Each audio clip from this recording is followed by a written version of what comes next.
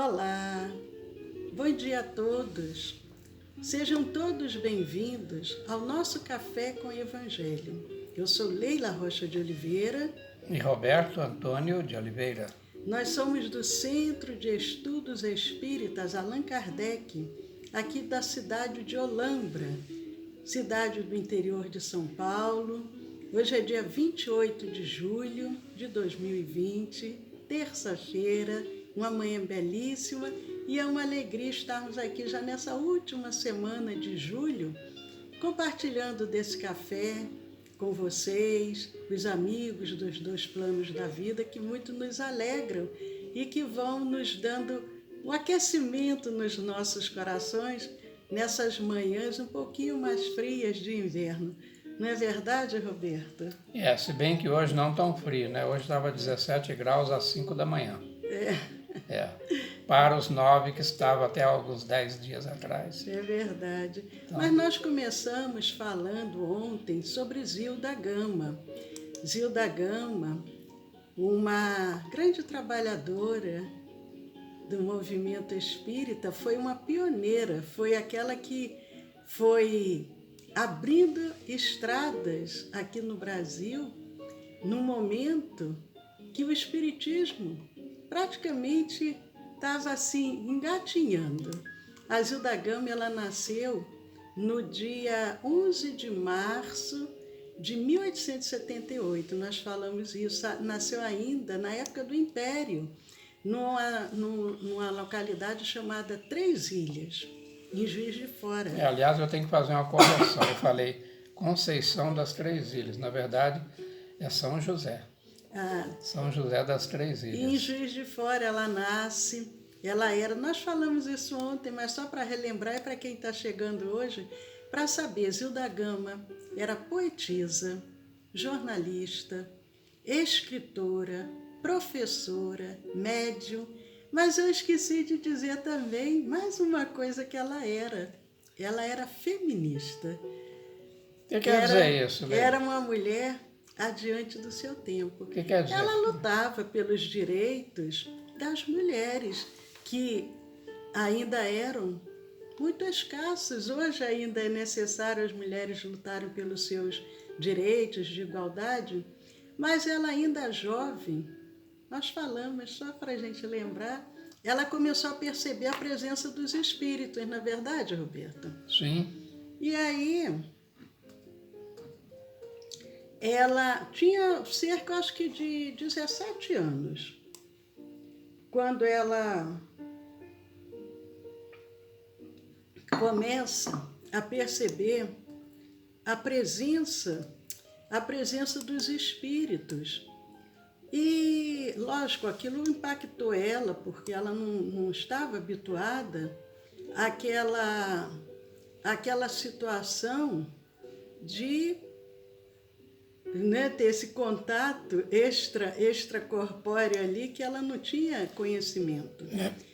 Mas ela não se declarava assim, uma conhecedora do espiritismo, mas ela começou, até porque ela era uma mulher que gostava muito de ler, ela começa a estudar aquelas obras, os clássicos do espiritismo.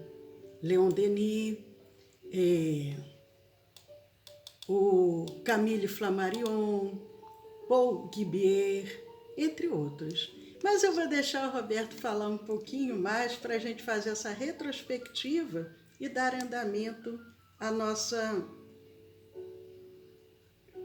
Então, entre outros clássicos que ela leu, esse que a Leila citou, tem também Gabriel Delany, William Crookes, ou seja, ela já nessa inclinação por obras que viesse do outro lado do continente, do Atlântico, lá da Europa, mas muito particularmente da França, era fluxo de reminiscências de reencarnação pretérita. Nós vamos ver isso adiante. É verdade. Mas ela recebe... Mediunicamente. Nós vimos, os pais falecem, ela tinha 24 anos, fica com os irmãos menores sob a sua responsabilidade, 5 irmãos, depois os 5 sobrinhos, que a irmã também falece, e ela recebia mensagens mediúnicas, tanto do seu pai quanto da sua irmã, da Maria Antonieta Gomes, que tinham desencarnados em 1902. Os pais desencarnam numa diferença de 5 meses, o pai e a mãe, e a irmã também desencarna nesse período. E ela vinha através tanto do pai quanto da irmã, dos pais, eles trazem mensagens para ela, mensagens consoladoras, mensagens que ajudavam a dar esse fortalecimento que tanto ela precisava. E passavam mensagens de conselho, de mensagens que dessem a ela aquele equilíbrio, porque ela ainda é jovem, imagina, ficar responsável por cuidar de 10 crianças, não era fácil, né? Com aquele salário de professor, um salário limitado. Então, era um momento de dificuldade. Quando foi em 1912, o que aconteceu, Roberto, em 1912? Lembrando que em 1912 ela contava 34 anos e ainda como professora primária, ocorre ela ser transferida para a cidade de Além, Paraíba. Aí quem conhece sabe por que chama-se Além. Fica depois de se cruzar a ponte do Rio Paraíba, que separa o estado do Rio do estado de Minas Gerais. Então, a primeira cidade, quem está indo do Rio para o Juiz de Fora, por exemplo, é a primeira cidade, é Além, Paraíba. Mas isso não foi por acaso, porque a mãe dela era natural de Além, Paraíba, né? É verdade. Então, em 20 de dezembro de 1912, ela teve contato pela primeira vez com uma entidade que jamais a abandonaria e que se identificou como Mercedes e que ela própria, Zilda Gama, relata com uma mentora dedicadíssima, um primor, cuidando, zelando. Eu acho que a Leila falou realmente 10 crianças, não é fácil. Mas eu acredito que a Mercedes estava ali por trás, né, Leila? Devia estar dando um apoio, né? E era um guia muito desvelado, como a Zilda diz, e através da Zilda, porque a Mercedes vem alertar ela, orientar e dizer o quê? Que ela, Zilda, ela iria escrever obras ditadas, se ela concordasse. Porque é interessante, se ela concordasse, porque nós temos o livre-arbítrio. Deus não nos impõe, Ele nos dá o livre-arbítrio. O Espírito vem e diz, Mercedes, olha, você tem um compromisso. Através da sua mediunidade, você vai poder escrever obras por seu intermédio, desde que você concorde. E a Zilda fica assim, provavelmente numa expectativa com relação àquilo, e ela recebe realmente obras que vêm através de Vitor Hugo, Allan Kardec, D. Pedro de Alcântara. E ainda no ano de 1912, salvo engano, porque essa benfeitora, ela se apresenta para ela no dia 20 de dezembro. Salvo engano, acho que dia 27 de dezembro, ela recebe uma mensagem assinada por Allan Kardec. E essa mensagem é uma mensagem muito bonita. Você gostaria, Roberto, de comentar sobre essa mensagem? Sim. Ele, Allan Kardec, codificador, fala textualmente para elas: sobre a tua fronte está suspenso um raio luminoso que te guiará através de todas as dificuldades, de todos os obstáculos, e será a tua glória ou a tua condenação, conforme o desempenho que deres aos teus encargos psíquicos. Cinge-te, entretanto, de coragem, sem desfalecimento e sem deslizes, em todos os teus deveres sociais e divinos, e conseguirás ser triunfante. Imagine o codificador diretamente ali falando para ela, mas com a sabedoria e a prudência necessária, sem engodos, olha, vai ser tudo tranquilo, eu vou estar aqui te acobertando, te dando proteção. Não. É um mediunato, mandato mediúnico a serviço da doutrina do mestre, falando de Jesus também, porque é o cristianismo, né? Rede vivo, que é o espiritismo. Então, aprendeu, como Jesus dizia, seja o seu falar sim, sim, não, não. Porque se você não quiser, a responsabilidade, ela é inerente às habilidades, às capacidades que nós tenhamos desenvolvido. Senão Allan Kardec não teria se dirigido a ela nestes termos. Lembra aí quando o Espírito Verdade fala a mesma coisa para Kardec. Olha, conte conosco. Vai ser um trabalho árduo, você vai sofrer muito, você vai ter perseguições, mas se você perseverar, você sairá vencedor. Não foram essas palavras, mas mais ou menos nesse sentido. E Allan Kardec fala para ela a mesma coisa, dificuldades, obstáculos, mas conforme o teu desempenho, você vai ter êxito. E aí o que ele diz? Cinja-te de coragem, tenha coragem. Não desfaleça, mas não deslizes também. E ele diz mais, em todos os seus deveres.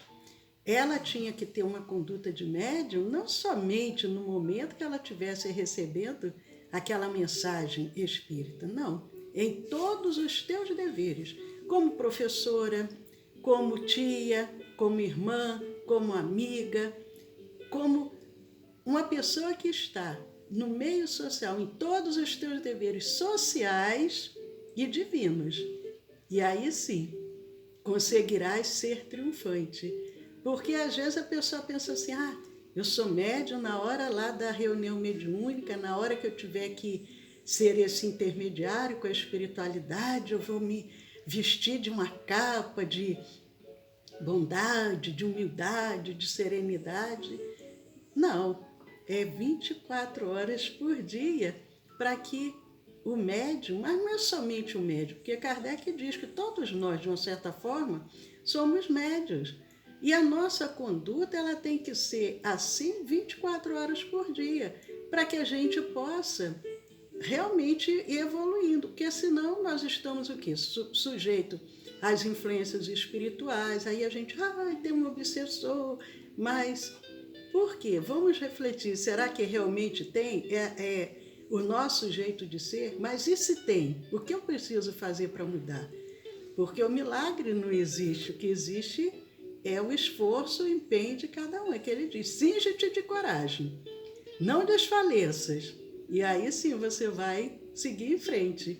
Isso foi em 1912, mas como nós falamos ontem, depois, anos depois, é publicado no livro Diário dos Invisíveis, isso foi publicado em 1929, é publicado as mensagens de Kardec. Mas, voltando de 1912, demos um salto a 1929, quando publica o livro, mas voltamos agora em 1916, relembrando ainda o que nós falamos ontem. Então aí os benfeitores que assistiam, porque veja bem, ela falava que eram das mentoras, a Mercedes, né? Certamente tinham outros. Então todos aqueles que se acercaram delas, incluindo já aí o mestre, né, Dionês, Allan Kardec, nosso codificador, então teriam outros. Então esses benfeitores informaram-lhe que ela passaria a psicografar uma novela. Esse fato que a deixou assim, perplexa. Ela falou, cara, eu esperava escrever outras coisas, né? Mas novela, sim, e novela. E adivinha quem é que seria esse novelista? Né? Seria o Vitor Hugo, que nós falamos ontem. Isso, ninguém mais, né? Ninguém menos, que o Victor Marie Hugo. Muito interessante. O Vitor Hugo, né? Quem não se lembra dele, né? Temos ele como dramaturgista, como poeta, como ativista pelos direitos humanos em França. Estão falando na época do Império Napoleônico, né? Então era uma luta de titãs. E ele chegou a ficar aliado, né? Então tudo bem. É verdade. É a primeira obra que ele traz através, meu espírito, através da Zilda Gama, é Na Sombra e na Luz. E depois vem outros livros, do Calvário ao Infinito. A gente vê que eram livros assim, bem dramas mesmo, né? Aliás, bem o estilo do Victor Hugo, né? Quem leu, por exemplo, viu até o filme, né? Foi convertido em filme, né? Um roteiro que fez para o teatro lá atrás, depois livro, Os Miseráveis, né? Les Miserables. Então, nós temos ali uma assinatura, né? Uma digital do Victor Hugo. São nesses livros. Bem impactantes Suprema, os relatos. a dor né? suprema, então, é singular. Gente. Outro livro, Redenção, Almas Crucificadas. Isso. Detalhe, gente, não são obras fictícias. São obras apoiadas em fatos reais. Naturalmente, o nome, para proteger a fonte, os nomes, preservar a família, que tem ainda descendentes. Não cito, então, os nomes são fictícios, mas os fatos são reais, ocorreram. E por que digo isso com muita serenidade e convicção? Porque o Victor Hugo, ele era humanista. Então, aquele que é humanista, ele é voltado para os dramas humanos, mas só para apreciá-los, não. Para ver em que contexto que pode se auxiliar. E o Victor Hugo fez isso. De tal forma o fez que ele afrontou toda a corte napoleônica e foi obrigado a exilar. Né? Ele foge primeiro para a Bélgica e depois vai para a ilha de... Não, mas nós ontem vamos ver quem mais, mandar um abraço mais para outros que estejam nos acompanhando agora? Pode ser. Como é que a gente... Eu sempre me atrapalho um pouco na hora de... olha, bom dia, Leandro José. Olha, o Leandro é do Rio de Janeiro, nós também, Leandro. Morou próximo de Olambra, na cidade de Pedreira. Que bom, Leandro. Nós viemos para Olambra, mas não voltamos mais para o Rio, não. Aqui ficamos, a Cidade das Flores, essa cidade muito gostosa de se viver. Mandando um abraço também para Maria Dolores, para o Arnaldo, para a Marli, Eliane Galinda. Eliane é pernambucana. A minha família, por parte de pai e de mãe, meus avós eram de Pernambuco, depois a família foi para Alagoas. Eu nasci no Rio de Janeiro, mas são a descendência de alagoanos. Mas tinha mais alguém para mandar um abraço? Que acabou que eu não prestei bem atenção. Um abraço também para Cirlei. Ô, Cirlei, que bom que estamos aqui. Mas a gente estava falando ontem, nós tínhamos prometido, mas nós não vamos entrar muito em detalhes hoje, não. Apenas dizer o seguinte, que nós tínhamos falado. Como que será que o Victor Hugo procurou justamente a Zilda Gama, ele espírito, e a Zilda Gama para ser a sua intérprete, a sua medianeira nessas obras tão belas, tão realistas, tão profundas. Porque numa reencarnação anterior, o Victor Hugo, no século XIX, na França, ele foi pai da Zilda Gama. Mas nós só vamos falar isso por enquanto. E o nosso horário está quase já chegando ao fim, mas vamos falar mais um pouquinho com relação a esses trabalhadores. Vamos falar desses trabalhadores um pouco, e aí eu deixo o Roberto comentar um pouco mais para a gente fazer o nosso fechamento dessa manhã. Nós temos que dar a mão à palmatória, isto é, contra fatos não há argumentos. Fiquei me perguntando quando estava pesquisando esse material, eu com a Leila,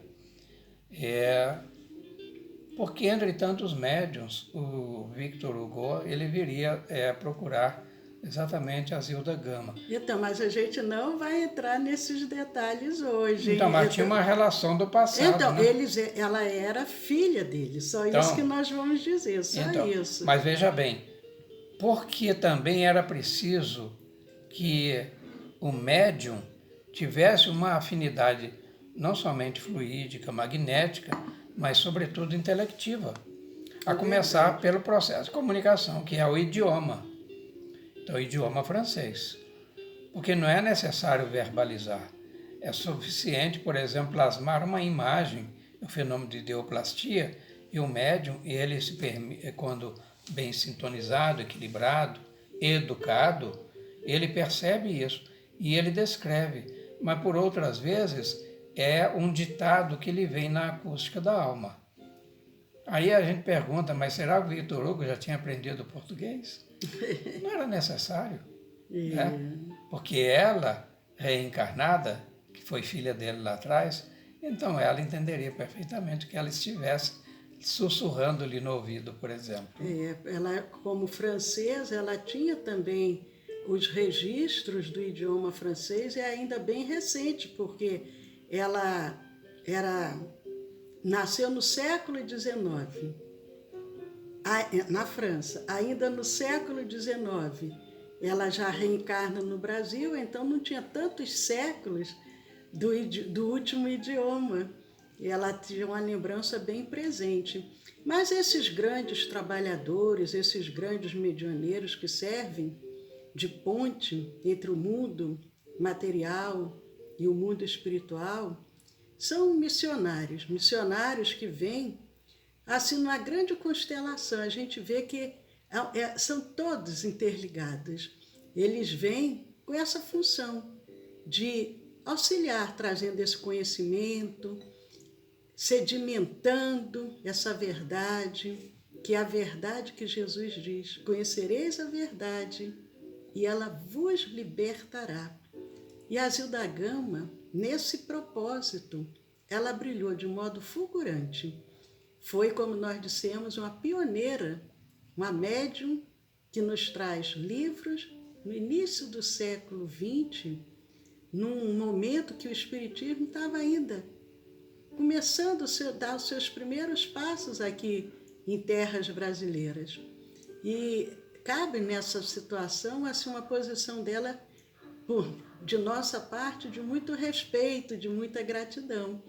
Mas, só para que a gente avance mais um minutinho antes de encerrarmos, nós podemos também avançar um pouquinho agora ao ano de 1927, quando a Zilda Gama, já com 49 anos, ela participa de um congresso de instrução em Belo Horizonte, como professora. Ela, como dissemos, ela tinha um trabalho também na imprensa leiga, ela escrevia, ela foi jornalista profissional. E em 1929, ela, com 51 anos, ela obteve o primeiro lugar em um concurso promovido pela Secretaria de Educação do Estado de Minas Gerais. Lembra um pouco também Kardec, como educador. Kardec, até hoje, tem livros de Kardec na França, não como Allan Kardec, mas como Hippolyte Léon Denisard Rivaio. Nos traz uma série de obras na área da educação. E a Zilda Gama, ela ganha inclusive um concurso com um trabalho que ela escreve sobre aulas modelo. Aulas modelo. Ela foi inscrita na Escola de Aperfeiçoamento de Belo Horizonte e ali ela conclui o curso em 1931, com 53 anos, como se fosse o curso hoje em dia que a gente fala de pedagogia. Ela fez o curso normal, que era de professora primária, do ensino fundamental, e vê que ela não para.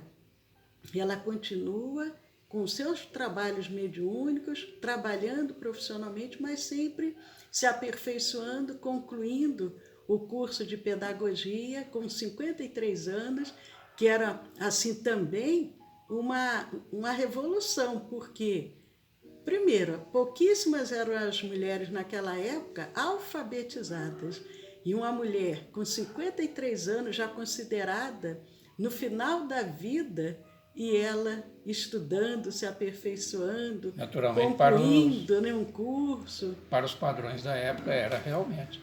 Hoje é muito comum, mas naquela época não. Mas eu fico me perguntando o seguinte, se hoje é comum, é porque lá atrás alguém quebrou barreiras, né? Com certeza. Então ela se insere Com nesse certeza. processo. Mas nós vamos continuar amanhã falando sobre a Zilda.